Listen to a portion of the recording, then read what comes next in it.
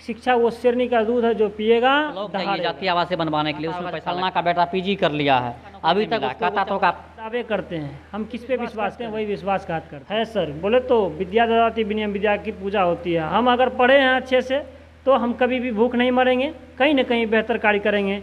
लेकिन हमारे समाज की जो कुप्रथा है, अगर उस समाज से हम आते हैं तो कहीं ना कहीं वो हमें घसीट। मैं सोम कुमार शांति, आप सभी देख रहे हैं एनआरएम टीवी न्यूज़। और अभी हम लोग यहाँ कुछ राजनीतिक विषय पे चर्चा करेंगे, राजनीतिक मुद्दे पे चर्चा करेंगे। तो हमारे साथ हैं शिक्षक दीपक कुमार। सबसे पहले आपका स्वागत है सर। धन्यवाद सर। आप कब से टीचिंग लाइन में हैं? मैं लगभग 2-3 वर्षों से। अगर सरकारी टीचर हैं आप कि आप प्राइवेट टीचर हैं? सर मैं तो एक प्राइवेट टीचर हूँ सर। प्राइवेट टीचर हैं। Yes sir. और कहीं ना कहीं युवाओं की बात करेंगे, आज राजनीतिक मुद्दों पे बात करेंगे कि आज जितनी भी पार्टी की सरकार बनी है बिहार में, कहीं ना कहीं वह बिहार के युवाओं के लिए कुछ भी नहीं सोच रही है। हम भी युवा हैं, आप भी युवा हैं, इसके प्रति किसी का किसी पार्टी का झुकाव नहीं है।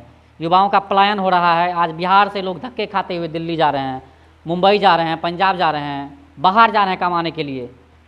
सर देखिए, ये कोई भी पार्टी जो भी बिहार में बरसों से कार्य कर रही है, ये कहीं ना कहीं अपने स्वार्थ में कार्य करते हैं। अगर ये जनता के बारे में सोचने लगे, जनता की शिक्षा के बारे में सोचने आप कहाँ तक पढ़े लिखे ये बताइए हमको। सर मैं पीजी किए हैं, बिहार में लग रहा है रोजगार है बिहार में? सर या दिल्ली जाइए, पीजी करके दिल्ली जाइएगा कमाने के लिए? सर कहता है विद्या ददाति विनयम विद्या कभी भी किसी की मोहताज नहीं होती है। अगर हमारे अंदर ये क्वालिटी होंगे तो हम कहीं ना कहीं, अगर आज जॉब नहीं कर पाए हैं तो इसका मतलब ये नहीं कि मेरी लाइफ ख़त्म है। मैं कहीं ना कहीं अपने प्रयास में कभी भी चूक नहीं कर रहा हूँ। अपने जितने संभव हमने ऐसे ऐसे युवाओं को देखा है। आपने बोला पीजी एमए एमबीए कर करके आज बिहार से लोग युवा दिल्ली में जाकर के कहीं ना कहीं धक्के खा रहे हैं, गिट्टी उठा रहे हैं, लेबर मजदूर का काम कर रहे हैं। और आप भी पीजी करके जब बेरोजगार हैं तो फिर बिहार से ऐसे भ्रष्ट सिस्टम के प्रति क्या कहा जाए? सर देखिए, पढ़ाई करने का एक ही मकसद ये नहीं होना चाहिए कि हम सिर्फ सरकारी जॉब करेंगे। ये तो हमारे समाज में भी कुप्रथा है कि एक इसके प्रति बैठा रख के मन में कि अगर पढ़ लिख के सरकारी नौकरी नहीं किए तो कुछ नहीं किए। ऐसा कोई बात नहीं है। समाज में एक धारणा है ना, जो भाई कहता होगा जो फलना का बेटा पीजी कर लिया है, अभी तक उसको एगो चपरासियों का नौकरी नहीं मिला है, कहता तो होगा है। सर बोले तो विद्या ददाति विनयम विद्या की पूजा होती है। हम अगर पढ़े हैं अच्छे से तो हम कभी भी भूख नहीं मरेंगे, कहीं ना कहीं बेहतर कार्य करेंगे। लेकिन हमारे समाज की जो कुप्रथा है, अगर उस समाज से हम आते हैं तो कहीं ना कहीं वो हमें घसीटते हैं। इसमें सरकार इसके प्रति क्यों नहीं काम कर रही है?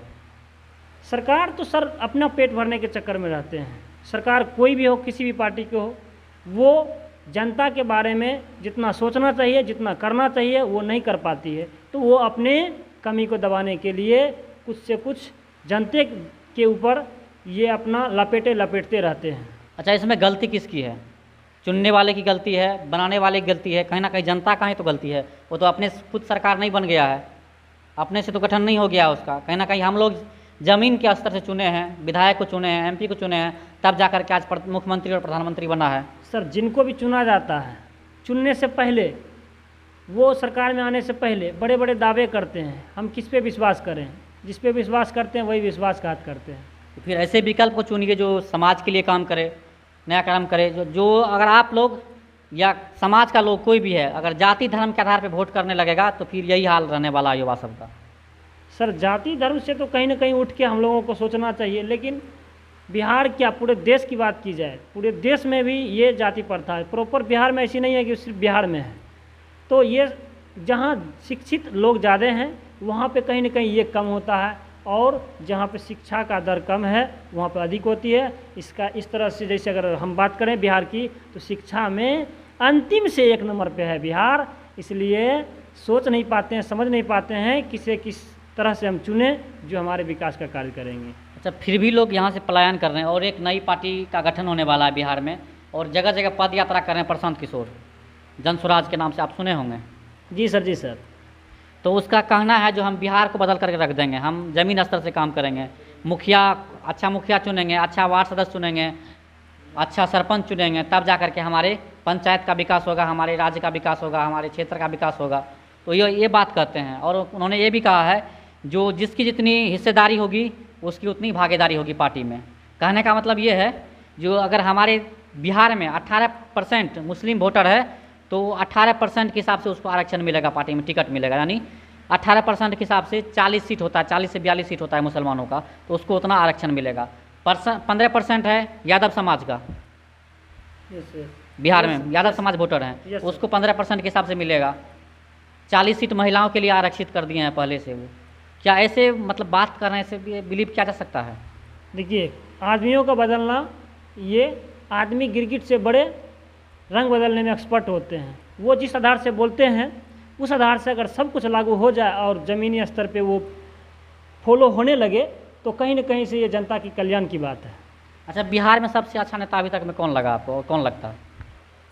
सर, जनता क्या इसके बारे में अपना राय रखेंगे? जनता तो कन्फ्यूज है। हम क्या बोलें, हम तो उन पे विश्वास कर रहे हैं जिस आधार पे वो बताते हैं, लेकिन उस आधार पे हो जाए तो हमारे जनता, हमारे पूरे बिहारवासी या पूरे देश के कल्याण के बात होंगे। जनता आज भी देख रहे हैं जागरूक नहीं है। आप देख लीजिए, इतना करप्शन बढ़ा हुआ है। आप ब्लॉक जाइए जातीय आवासें बनवाने के लिए, उसमें पैसा लगता है।